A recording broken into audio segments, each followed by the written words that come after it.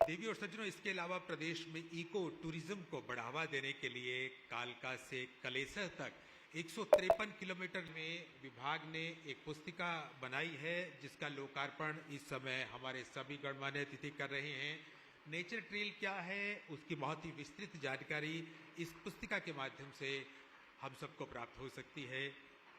बहुत बहुत आभार माननीय मुख्यमंत्री महोदय आपका।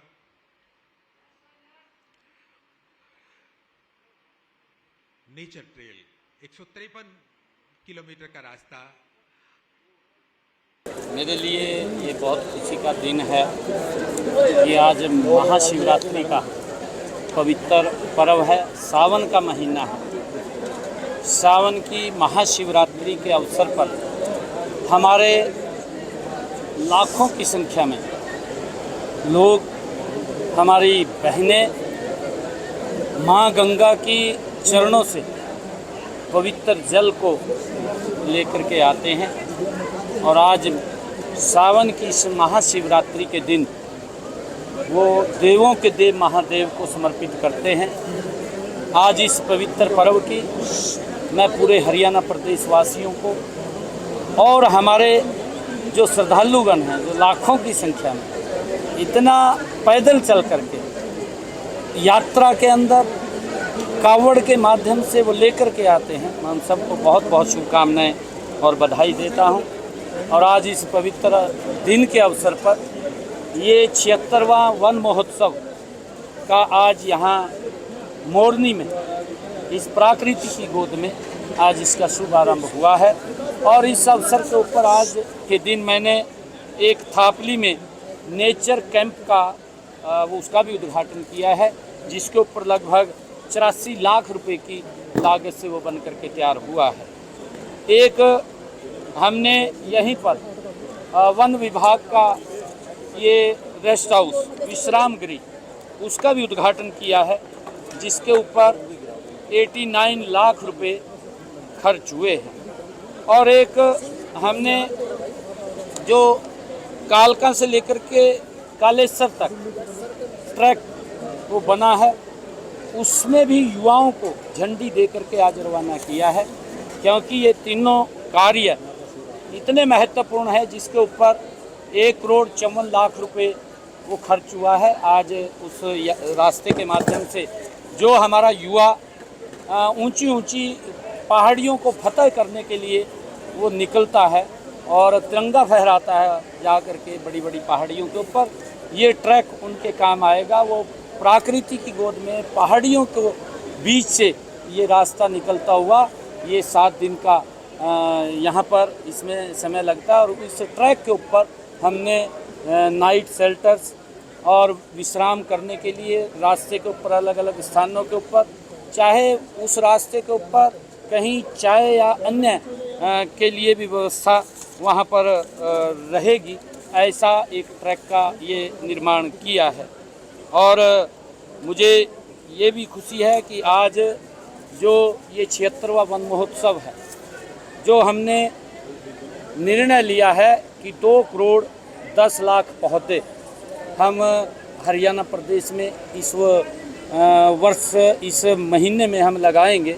ये वन महोत्सव का शुभारंभ हुआ है, क्योंकि सावन माह में जब ये हमारा महीना होता है, इस महीने के अंदर खूब पौधे लगते हैं और स्वयं प्रकृति से भी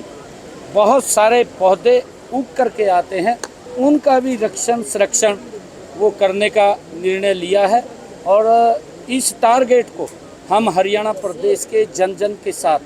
मिल करके इसको अचीव करेंगे और हमारा विभाग गति से इसके अंदर काम कर रहा है। और मैं अपील भी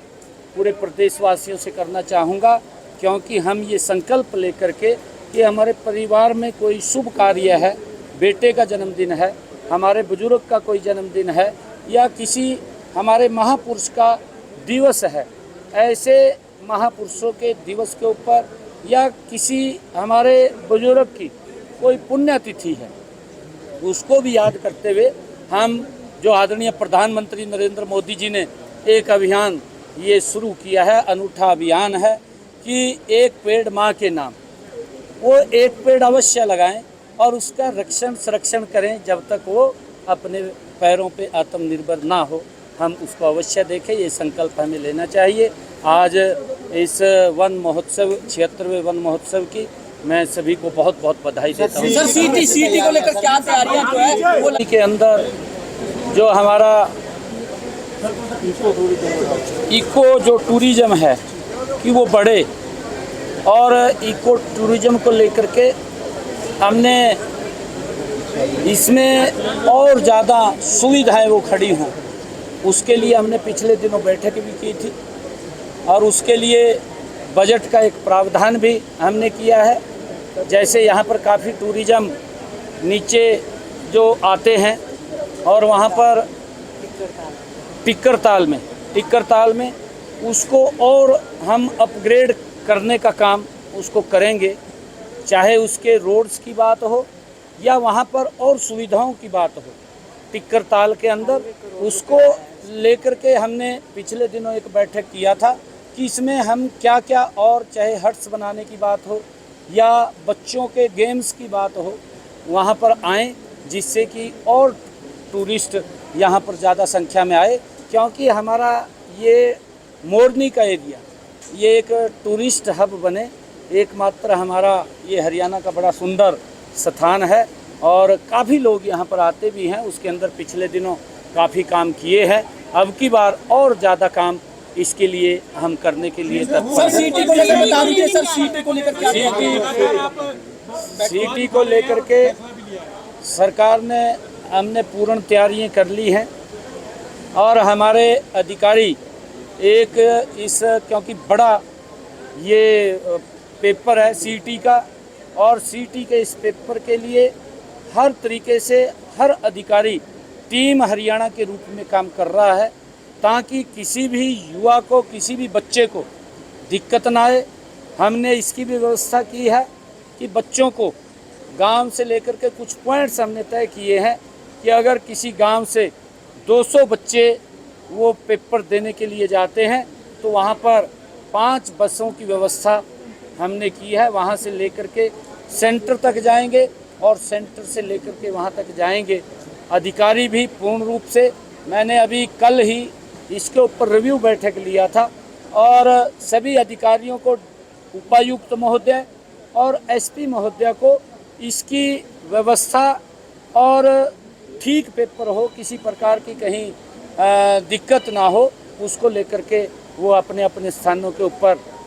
उसको सुनिश्चित करेंगे, ये उनको हमने कहा है। सीएम साहब ये विकास बराला की और सर सामाजिक संस्थाओं को भी और सर जो सामाजिक संस्थाओं को भी कोई आप अपील करना चाहेंगे सीटी को लेकर बच्चों की मदद करें कुछ इस तरीके से सीटी को लेकर सामाजिक संस्थाओं से लोगों से भी? नहीं, देखिए हमने ये सामाजिक संस्थाओं से नहीं, हमने कुछ लोगों को अपने कहा है कि क्योंकि बच्चे काफ़ी संख्या में आ रहे हैं और मैंने ये अपील भी किया था हरियाणा के लोगों से, क्योंकि हमारे बच्चे पेपर देने के लिए जा रहे हैं 2 दिन 26 और 27, ये 2 दिन 4 शिफ्ट के अंदर